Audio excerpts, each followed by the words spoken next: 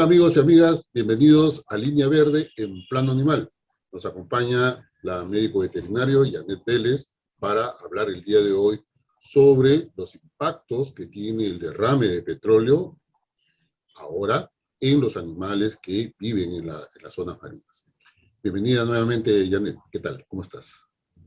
¿Qué tal, Sandro? ¿Cómo estás? Aquí bastante preocupada por lo que está ocurriendo con nuestro recurso marino hidrobiológico, ¿no? Y obviamente también las aves. Bueno, la verdad que este desastre ambiental que ha ocurrido en la zona de Ventanilla tiene varias aristas, por supuesto. Ya varios medios de comunicación están hablando sobre las responsabilidades desde la Marina, que no alertó a tiempo, hasta de la propia empresa, que es la dueña Repsol, que es la dueña de la Pampilla, ¿verdad? Y que donde se produce el derrame de petróleo, y ha habido mucha discusión en torno a las cantidades. Lo cierto, y lo que sabemos hasta ahora, que no era, digamos, pocos barriles, se está hablando más de 6.000 barriles, probablemente sea mucho más cuando la propia empresa ha dicho que el buque tanque que trasladaba el petróleo más o menos llevaba cerca de 1 millón de barriles, y que ya ellos se encontraban más o menos descargando cerca de 600.000 o un poco más. Así es que todavía en realidad la data que hay sobre el impacto, sobre la cantidad de petróleo y sobre todos los territorios que está siendo impactado, creo que todavía está por trabajarse, ¿no? Creo que ahí va a haber necesidad todavía de algunos informes que hay que acceder, ¿no? Así es que veremos. Pero lo que hoy nos ocupa centralmente es algo en lo que muchos todavía no están hablando, pero que ya se está dando. Y hemos visto imágenes, pero realmente muy preocupantes, muy fuertes, de ver especies marinas, en especial aves, que están totalmente bañadas en petróleo y que, digamos, diversos tipos de expertos, incluidos médicos veterinarios y biólogos, están tratando de darle una salida a estos animales. ¿Qué opinas? ¿Cuál es el destino que le espera a estos animales que están totalmente comprometidos con petróleo? Antes que eso, Sandro, acabo de escuchar hace poco en las noticias de que ya no solamente es Ventanilla, sino está llegando incluso a Chancay. Y ahí también tenemos zonas de reserva, ¿no? También está albúferas del medio mundo, está las reservas de zonas de pantanos, ¿no? Perdón, de humedales. Entonces, en estas zonas hay muchas aves también, sobre todo hay zonas de anidamiento de estas aves. Es bastante preocupante, ¿no? Y se tienen que tomar acciones ya respecto a la contención del avance este Mar Negro, ¿no? De petróleo, para que ya no se siga afectando a la biodiversidad. Con respecto a lo que mencionabas de la cobertura de petróleo de las aves, que no solamente son aves, sino también tenemos nutrias marinas o tenemos los lobos, que si bien es cierto están en zonas un poco más alejadas, también van a verse impactados. El tema estará en que se mande también alguna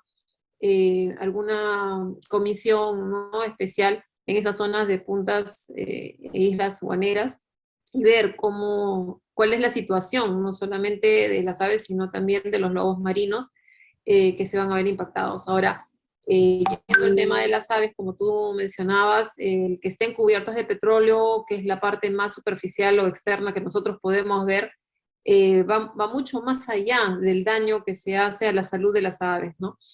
El hecho de que las aves estén cubiertas de petróleo impide que estos animales, impide las plumas, por ejemplo, que les sirvan de aislante y repelente el agua, ¿no? Entonces las aves se van a hundir con mayor facilidad porque no tienen el plumaje limpio, que normalmente tiene una capa aislante que los mantiene a ellos flotando, ¿no? Entonces esa capacidad de flotar les impide, pues son muchas aves acaban también ahogadas en este mar de petróleo. La incapacidad de regular su temperatura también se ve afectada, esta capacidad, porque justamente están cubiertas las plumas los protegen a ellos y ayudan a regular la temperatura, ¿no? No solamente eso, ¿no? El hecho de ingerir por tratar de limpiarse o por estar en una zona donde ya no pueden salir y se ven atrapados, van a ingerir parte de este petróleo y eso va a repercutir en lesiones a nivel de su intestino, de sus riñones, su hígado, de sus pulmones, de órganos vitales.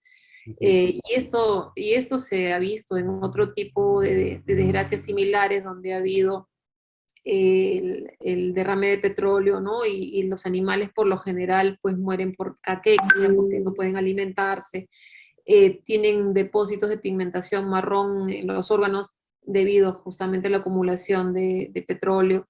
Y también se producen, no solamente por la inanición, por lo que no comen, bajan las defensas, el estrés al cual son sometidos.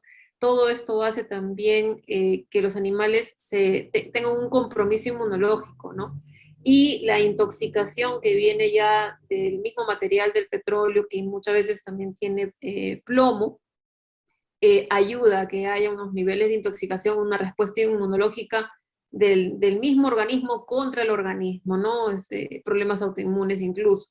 Entonces, esto, lo que está ocurriendo realmente es una catástrofe para la salud de las aves, y no solamente de las aves, como decía, de mamíferos marinos y también todos los peces que hay en el mar, ¿no? Las aves también van a verse, ellos tienen sacos aéreos, ¿no? Por lo general esto les permite a ellos volar y ser más ligeros.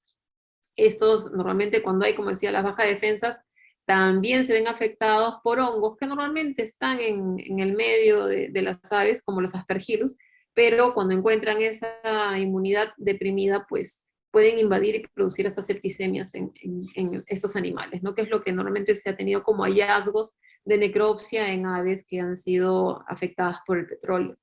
Entonces, si queremos resumir, hay intoxicación, hay hipotermia, infecciones por aspergilosis, traumas, ¿no? Por el hecho que no pueden volar, se pueden ir golpeando, la septicemia y bueno, una muerte también por insuficiencia cardíaca, ¿no? Ahora, Entonces, si, sí. si tuviéramos que echar un porcentaje del 100%, vamos a hablar de las aves, que se recuperan, digamos, se logran rescatar, pero que están embadurnadas del petróleo, ¿qué porcentaje se realmente logra sobrevivir? A pesar de todo lo que se puede hacer de limpiarlas y todo. Claro, una cosa es que sobrevivan una semana, 2 semanas, un mes, ¿no? Y otra cosa es que sobrevivan en el tiempo y que eh, no se vean tan afectadas en lo que es todo su ciclo, ¿no? La consecuencia sobre todo su ciclo de vida es mucho más grave, ¿no? Tú puedes ver, hay casos en los que los efectos en el ciclo de vida alteran la capacidad de reproducción de las aves.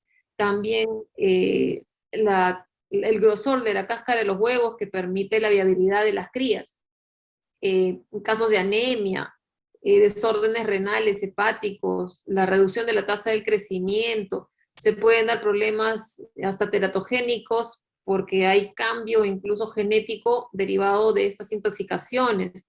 Hay reducción de la eclosión de los huevos también, o sea, hay un montón de efectos sobre la conducta, el comportamiento, la reproducción de estos animales, que no solo va a repercutir en su calidad de vida, sino en lo que es la preservación de su propia especie. Entonces, esto va a implicar la reducción poblacional de las especies marinas que nosotros tenemos, y esto es gravísimo, ¿no? Hay alteraciones de los patrones ecológicos, va a haber alteración de la historia de vida de las especies, como te digo, en el éxito reproductivo, puede haber reducción de la expectativa de vida, ¿no? Definitivamente los animales que están intoxicados y que tienen comprometidos el hígado, que tienen comprometidos los riñones o los pulmones, no van a tener un tiempo de vida largo, como te decía, ¿no? Pero, En el corto digamos que aparentemente pueden salir adelante, pero no van a cumplir con su ciclo biológico adecuado. por eso digo, de todos los que puedan rescatarse, probablemente menos de la mitad van a poder recuperarse, digamos, en el momento, pero la gran mayoría de esos que se recuperan van a tener menor posibilidad de seguir vivos en adelante, además de afectar poblaciones, afectar el conjunto de elementos que tú estás señalando. La verdad que el impacto Puede ser entonces hasta un es, 20% que puedan por tener eso, una viabilidad, ¿no? Por por las eso por eso comorbilidades. el impacto entonces, más allá de ver a una pobre ave llena de petróleo, tiene una connotación mucho más grave, más dantesca, ¿no? La verdad que es terrible lo que le está Cambios en pasando. la distribución geográfica, la supervivencia y la densidad poblacional no es una cosa menor, o sea, es algo que se va a afectar y conforme van pasando los días y no se hace algo al respecto, definitivamente va a haber una mayor connotación y afectación, como te decía, de la supervivencia y densidad poblacional de estas especies, ¿no? Que ya se ven impactadas por la contaminación que producimos, pero esto ya es el peor desastre que se puede dar, ¿no? En la supervivencia. Ahora, y cuando ya se rescatan estos animales, ¿qué es lo que se utiliza o cuál es el tratamiento que se les da para tratar de recuperarlos al máximo, digamos, ¿no? De la mejor manera posible? Bueno, básicamente pasa primero por limpiarlos, ¿no? Quitarles la mayor cantidad de petróleo que se puede, normalmente con sustancias detergentes, porque el petróleo no sale con jabón, así tan simple. Pero es peor dejarlos con el petróleo, ¿no? La evaluación en general de cuánto pueden haber ingerido, ¿no? Es un poco complicado, requiere ya de otros equipos más especializados, ecografías, radiografías, ¿no? Para ver cómo están los pulmones, para ver cómo están los órganos internos, el grado de intoxicación que estos órganos internos pueden ir teniendo, ¿no? Y obviamente se va a ver, con suerte en algunos que solamente se han bañado con el petróleo, pero no lo han ingerido, lo cual es un poco difícil. El grado de intoxicación, como te digo, es lo que va a mermar su vida o va a establecer. Estas aves por lo general te pueden vivir 15 años, 20 años o más, dependiendo de los tamaños, ¿no? Claro. Yo no creo que pasen del año muchas de estas, ¿no? Bueno, ahí lo que observo además es que son una gran variedad que ya estamos viendo entre cormoranes, entre pingüinos, ¿no? Sí, sí. Es Tenemos, bastante variable la cantidad de animales y aves que han sido comprometidas. Ahora, lo que decía también un colega mío es que lo que más se ve son las aves, ¿no? O los mamíferos, digamos, pero lo que no estamos mirando todavía son los peces, las algas, el fitoplancton, los invertebrados que viven, o sea, es decir, una gran cantidad de especies hidrobiológicas que no las estamos observando ahorita, pero probablemente con el tiempo vamos a saber qué ha sucedido con ellos. Lo más probable es que muchos de ellos estén contaminados con petróleo, sí, ¿cierto? hay un enfoque ecosistémico que hay definitivamente, ¿no? Todo el ecosistema se va a ver impactado cuando tú disminuyes la población de determinada especie, que es la que controla, el controlador biológico de las otras. Entonces hay otras que se van reproduciendo más, entonces puede hacer que por esto aumente, por ejemplo, la población de erizos, ¿no? Cuando las nutrias no están, ellas controlan los erizos, entonces puede haber más erizos y los erizos cambian definitivamente el hábitat de esa zona y la empobrecen, ¿no? Pero, Entonces, pero a lo que quiero ir también es en el efecto a la salud del ecosistema, a la salud de los propios animales que son parte de la cadena alimenticia, porque desde el más pequeño, digamos, desde el plancton hasta quien, digamos, consume plancton, que es la gran mayoría de claro, las especies que están ahí, filtradores, y ¿no? viene el otro que come a este, y así sucesivamente, todos se van a ir contaminando y acumulando la cantidad de petróleo que todavía va a quedar en sus organismos. Y Y eso, está la fuente de nutrición de las personas, ¿no? Los pescadores no van a poder utilizar los peces de esa zona, o sea, no deberían de utilizarlo, porque los peces van a acumular, igual que las aves, la intoxicación por el petróleo en varios de sus órganos. Entonces, no deberían de ser consumidos los peces de esta zona, ¿no? bueno, ¿qué podemos proponer, digamos, a las autoridades y a la empresa para poder ir resolviendo en parte esta catástrofe que ha sucedido en Betanía y como tú bien dices, ya fue más allá de Ancón, ya está por Chancay, entonces ya el impacto es mayúsculo, ¿cierto? ¿Qué se puede ir haciendo? Yo creo que ya hay que solicitar la ayuda internacional. Hay países que ya han tenido esta mala experiencia y han aprendido de ello y saben manejarlo mucho mejor. Lamentablemente, tener personas con recogedores no es la mejor forma de contrarrestar el problema al corto plazo. Eso necesita máquinas que realmente succionen bien lo que es el petróleo y, bueno, si lo filtran luego para recuperar lo que interesa ahorita es que haya el retiro del petróleo del mar lo antes posible y que se puedan establecer ciertas barreras para que no siga avanzando, ¿no? El petróleo conforme va el oleaje empujándolo a zonas más, más abiertas, ¿no?